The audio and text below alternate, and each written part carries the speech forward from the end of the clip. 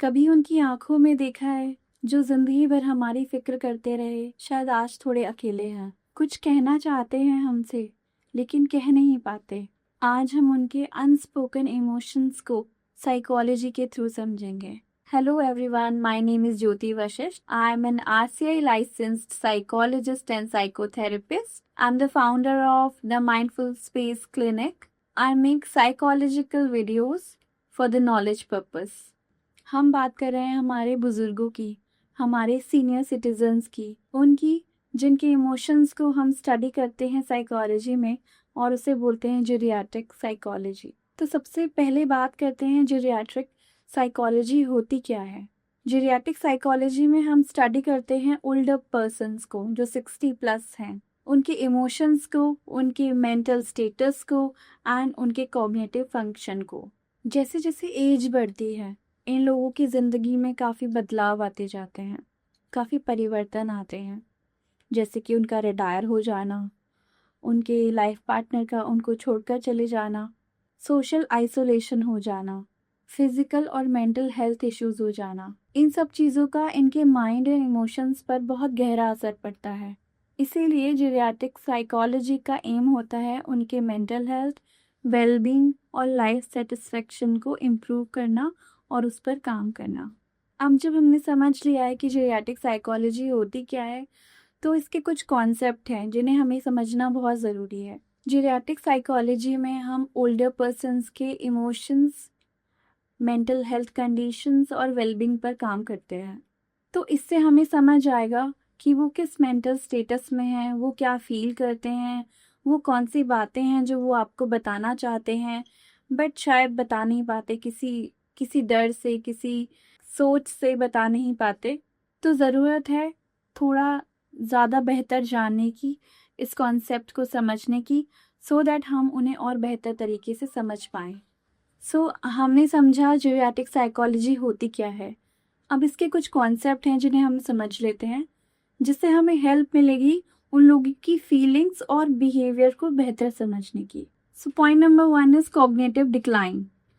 क्या होता है कि जब हमारी उम्र बढ़ती है तो हमारी मेमोरी और अटेंशन थोड़ा कम होने लगता है, जिसकी वजह से इन लोगों के साथ क्या होता है, जो एल्डरली पीपल होते हैं ये बहुत सारी चीज़ें अपनी भूलने लगते हैं, जैसे कि कोई अपॉइंटमेंट भूल जाना या किसी का नाम इतने अच्छे से रिकॉल ना कर पाना या कोई चीज़ कहीं रख के भूल जाना। तो ये एक बहुत कॉमन प्रॉब्लम है जो एज के साथ होती ही है। बट कुछ हमारी ब्रेन एक्सरसाइजेज होती हैं जिनकी हेल्प से हम उनके कॉग्निटिव डिक्लाइन को थोड़ा स्लो कर सकते हैं। तो हम उन पे ध्यान दें और उनके साथ वो कॉग्निटिव एक्सरसाइजेस परफॉर्म कराएं, तो हम इसको स्लो डाउन कर सकते हैं। सेकेंड कॉन्सेप्ट है न्यूरोप्लास्टिसिटी। ये बहुत ही अमेजिंग कॉन्सेप्ट है। इसमें हम अपने ब्रेन को चेंज कर सकते हैं, लाइक रेगुलर लर्निंग से हम अपने ब्रेन में कुछ चेंजेस ला सकते हैं।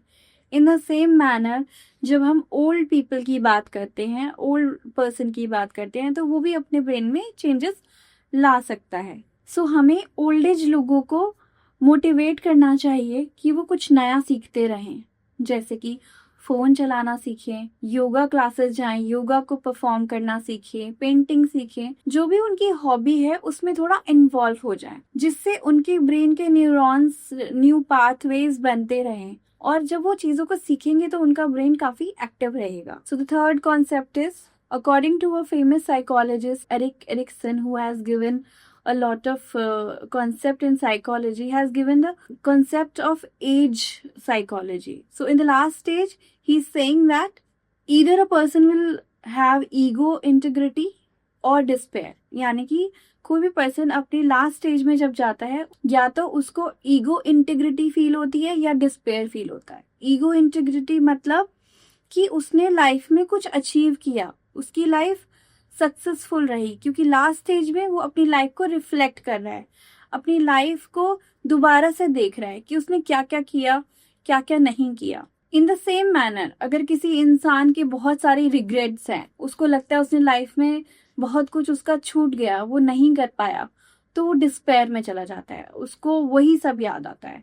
सो डिस्पेयर में जो उसकी जितनी भी लाइफ की वांटिंग्स थी और वो उसको मिल नहीं पाई हैं, तो उन्हें वो फील करता है। Now the fourth thing is socio emotional selectivity theory.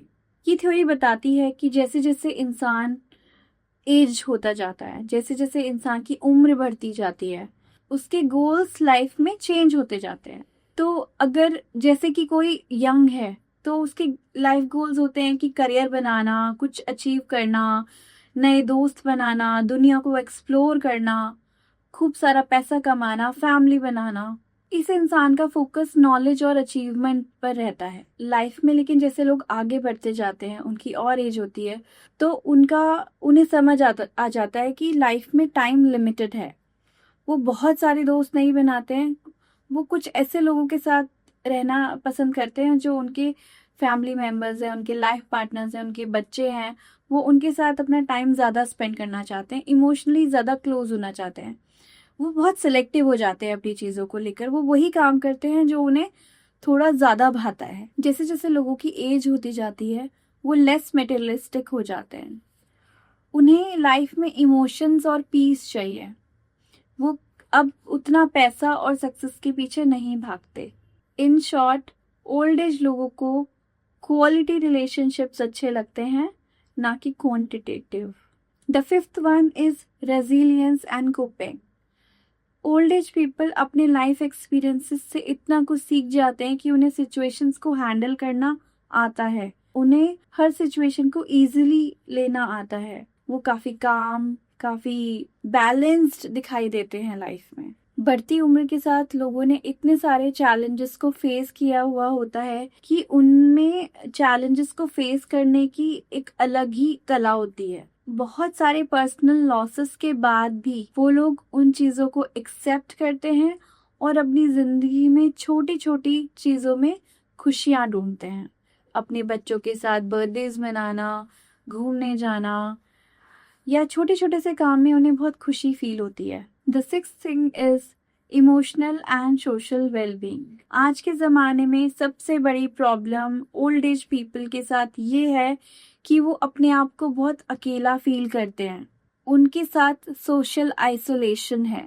जब उनके बच्चे अपने कामों में बिजी हो जाते हैं, उनकी लाइफ से कुछ लोग उन्हें छोड़ के भी चले जाते हैं, तो इमोशनली वो लोग काफ़ी लो फील करते हैं, जिसकी वजह से उनके एनर्जी लेवल्स भी लो रहते हैं। इसीलिए इन लोगों को फैमिली सपोर्ट और कम्युनिटी कनेक्शंस की बहुत ज़्यादा ज़रूरत है, so that they can feel alive, they can feel life in them. तो अगर हम थोड़ा टाइम निकालें और उनसे बात करें, उनकी लाइफ स्टोरीज को सुने, उनको अपने डिसीजंस में इन्वॉल्व करें, उनके साथ एक्टिविटीज़ में परफॉर्म करें, तो इन सब चीज़ों से उनका मूड और उनकी सेल्फ वर्थ दोनों इंक्रीज होते हैं। एक और चीज़ बहुत इम्पॉर्टेंट है, विच इज़ इंटरजेनरेशनल बॉन्डिंग। जब ओल्ड एज लोग अपने एक दो जनरेशन नीचे बात करते हैं या यंगस्टर्स से बात करते हैं, बच्चों से बात करते हैं, तो उन्हें काफ़ी अच्छा फील होता है। और जब ये लोग भी उनसे बात करते हैं तो उन्हें सेल्फ वर्थ आती है, मोटिवेशन आता है। इससे हम उन्हें कहीं ना कहीं काफ़ी इम्पोर्टेंट फील कराते हैं, जो उनकी मेंटल हेल्थ में हेल्प करता है।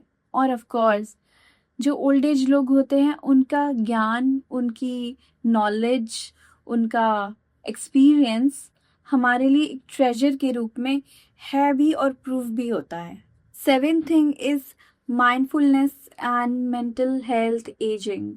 माइंडफुलनेस सजेस्ट करती है उन्हें कि वो प्रेजेंट मोमेंट में रहें। प्रेजेंट मोमेंट में रहने से उनकी एंग्जाइटी लेवल्स कम होते हैं। सो एंग्जाइटी लेवल्स कम होने से वो थोड़े काम डाउन रहते हैं। प्लस माइंडफुलनेस में कुछ एक्टिविटीज़ होती हैं जो उन्हें हेल्प करती हैं to be peace at mind.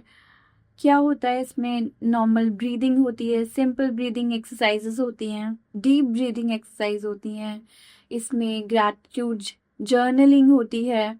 सो ये सारी चीज़ें हेल्प करती हैं इंसान को कि वो अपने प्रेजेंट में रहे। इससे उसकी मेमोरी भी स्ट्रांग होती है और उसको एक मेंटल पीस भी फील होता है।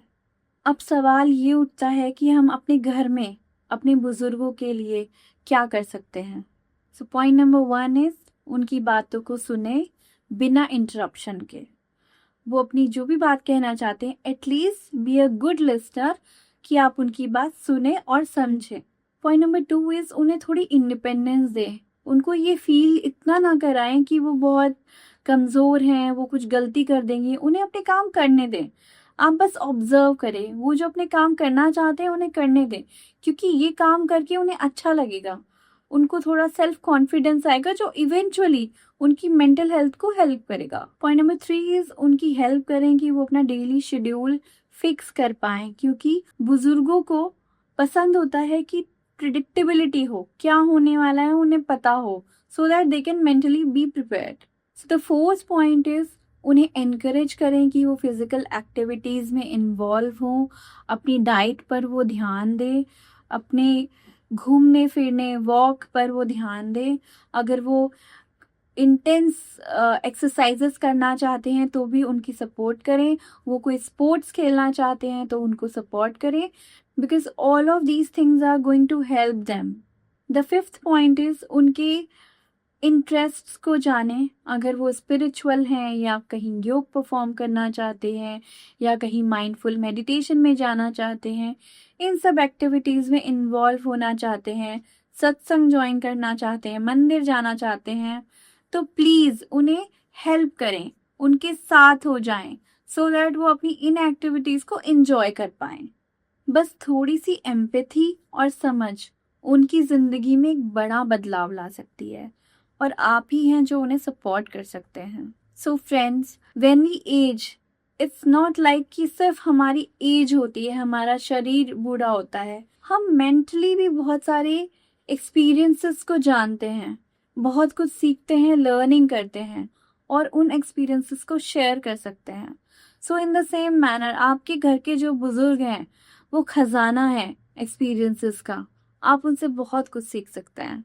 जब हम साइकोलॉजिकल प्रोस्पेक्ट समझते हैं इन सब बातों का, तो हम सिर्फ उन्हें हेल्प नहीं करते, हम उनको इमोशनली भी अंडरस्टैंड करते हैं, उनकी फीलिंग्स को भी रिस्पेक्ट करते हैं, समझते हैं और अकॉर्डिंगली परफॉर्म करते हैं। वो हाथ जो कभी हमें संभालते थे आज हमारे इंतज़ार में है। उनका ख्याल रखना ही सबसे बड़ा प्यार और इज्जत है। अगर आपको ये वीडियो अच्छा लगा तो लाइक करें, शेयर करें, सब्सक्राइब करें, ताकि हम मिलकर और भी साइकोलॉजिकल इंसाइट्स को जान पाएं। जिंदगी जीने के लिए बेहतर तरीके सीखने में ही मज़ा है। So keep learning with me. I am Jyoti Vashishtha, an RCI licensed psychologist and psychotherapist. Thank you.